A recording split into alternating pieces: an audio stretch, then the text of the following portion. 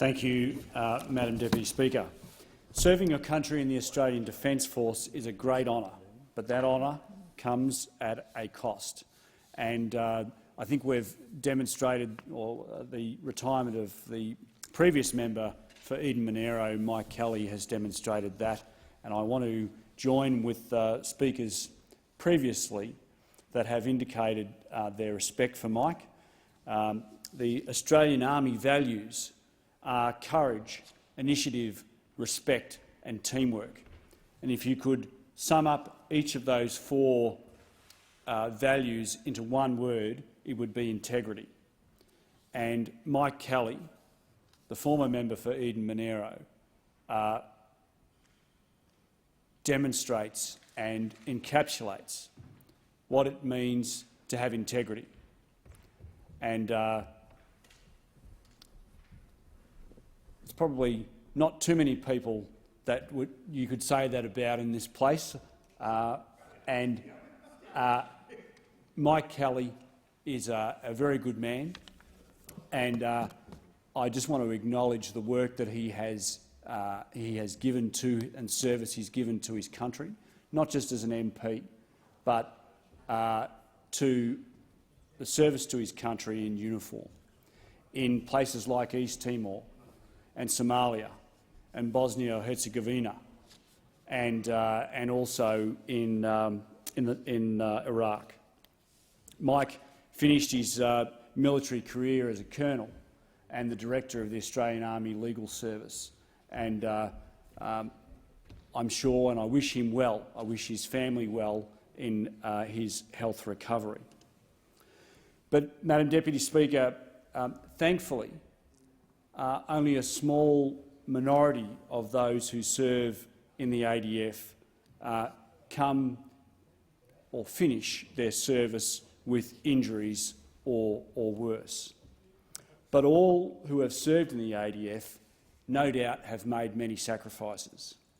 During their service, ADF personnel spend a great deal of time away from their homes and their families. But even when they're at home, they give up many choices and autonomy over where they live and their day-to-day lifestyles during their service. Overseas, the necessary privations can be much more severe. The men and women of the ADF expect these sacrifices while they serve, and they willingly accept them. But unfortunately, in many cases, veterans discover that even after leaving the Defence Force, they still face challenges because of it.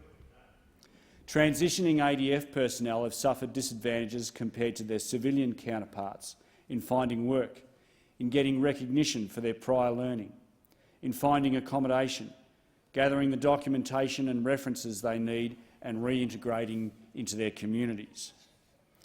The Coalition Government has worked hard since 2013 to improve these processes. We've instituted a policy of no discharge without documentation, for example. This ensures ADF members are prepared for civilian life and future employment with all the documents they need, including medical and training records, to make transition as seamless as possible. To help further, we've established individual professional career coaching for ADF members prior to and up to 12 months following separation from the ADF. We've delivered the Prime Minister's Veterans Employment Program to help veterans to identify employers who are likely to support them and give those employers awards for their commitment. We've allocated more than $266 million to improving the systems of the Department of Veterans Affairs and making it easier for veterans to get access to the services and information that they need. And this is not to mention the additional funding the government has allocated to support veterans' higher education, mental health services and better access to rehabilitation. Now, Madam Deputy Speaker, buying a house can be an important part of making this transition as successful as possible. Owning a home helps to embed all of us in a new community, as well as giving us greater financial security and a sense of belonging. This can be especially important for ADF veterans. That's why the Defence Home Ownership Assistance Scheme assists current and former ADF members and their families by providing subsidised home loans through 3 nominated providers. However, it can take some time for newly transitioned former ADF members to find a place in civilian life for themselves and their families. It's hard to lay down roots until you've made major life decisions like what career to pursue, which community to live in, and what your future will in fact hold. Those decisions take time and access to information, and especially for individuals whose exit from the ADF was not voluntary. They are decisions which cannot always be made whilst still serving. As it stands, veterans are eligible to make an application for a subsidised loan under this scheme for 2 years after they have left the ADF. But I'm sure all of us here would appreciate how quickly 2 years can pass. Anyone who's transitioned from a normal life to a life in this place will know how quickly the first 2 years passes and how long it can take to make those adjustments. The experience for veterans is even more marked as they attempt to systematically rebuild each aspect of their life in a totally new setting. I know that the Minister has spoken to many veterans about this issue, and I know that he has been listening. 2 years is simply not enough. We want veterans to be able to consider their options carefully. We want them to make the best possible choices for themselves and their families in every aspect of their lives before making that commitment. We don't want them to feel rushed into making the biggest financial decision that they're likely to ever make, simply because the deadline for a government scheme is arising. This scheme is supposed to help veterans transition, not force them into making hasty decisions. So Schedule 1 of this bill extends the time after a member separates from the ADF during which they can apply for a subsidy certificate for their housing loan to 5 years. Initially, this change will only benefit around 100 ADF members, but in the future, some 5,500 transitioning veterans will have access every year. This will do a lot to make sure that veterans have the time they need to reintegrate into the housing market and find their place in the civilian world. However, Madam Deputy Speaker, this bill goes further. It will also make a major contribution to ensuring that our veterans are also not disadvantaged in the further critical area of superannuation. As it stands, when a member leaves the ADF, they lose the right to continue to contribute to the ADF superannuation scheme. Throughout most of civilian life, including now in the Public Service Superannuation Accumulation Plan, when an employee moves jobs, we allow them to continue to contribute to the same super account with their new employer. In fact, we actively encourage them to do so to avoid worsening the $20 billion problem of lost and unclaimed super. Not being able to keep contributing to their super account risks ADF veterans facing higher fees, unnecessary duplication of insurances and lower incomes in retirement. Schedule 2 of this bill will avoid these poor outcomes for veterans by guaranteeing that ADF members can choose to remain contributory members of the ADF superannuation scheme when they leave the ADF. Under this bill, from 1 May 2020, if you've served at least 12 months in the ADF, you'll be able to keep contributing to the ADF superannuation scheme for life. We know that ADF members appreciate their super fund. Since the government introduced it in 2016, 97% of new members have chosen it, and the scheme is growing every year. The ADF superannuation scheme provides unique benefits to servicemen and women above and beyond strong returns, including automatic insurance benefits despite their hazardous occupation. I've no doubt that once this bill is passed, a great many will take up this new option.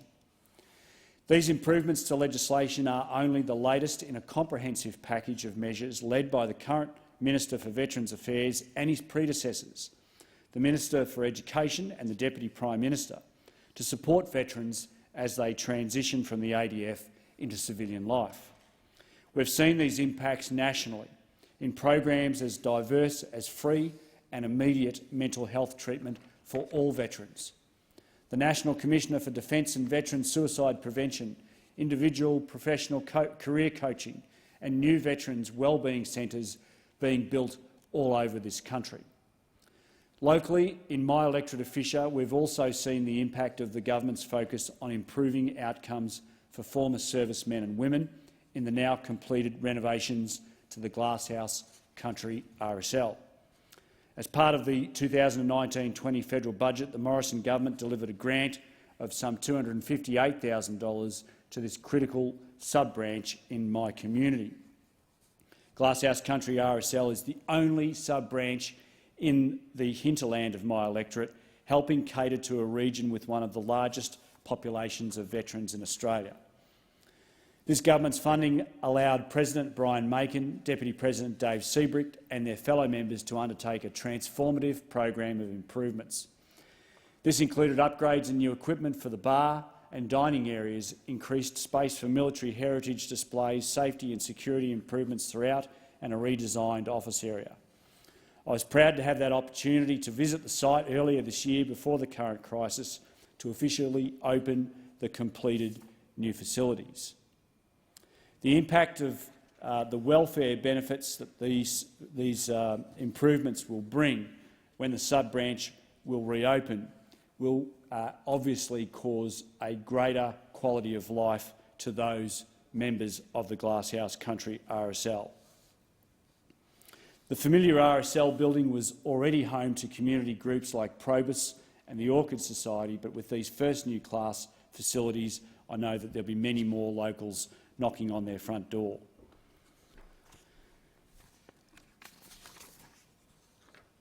Madam Deputy Speaker, I've been advocating strongly in Canberra for the funding of the RSL since the beginning of last year, and I'm grateful to the community for helping me by showing their support at every stage. Deputy Speaker, whether it be in mental and physical health, pensions, employment, recognition or remembrance, this government is fully committed to improving the lives of former ADF servicemen and women in this country. You can see that commitment in the record $11 billion we are investing in their care each and every year. This bill will make a further modest but very important contribution in the vital areas of accommodation, superannuation, and I commend it to the House. I thank the member. The question before the chair is the bill be now read a second time.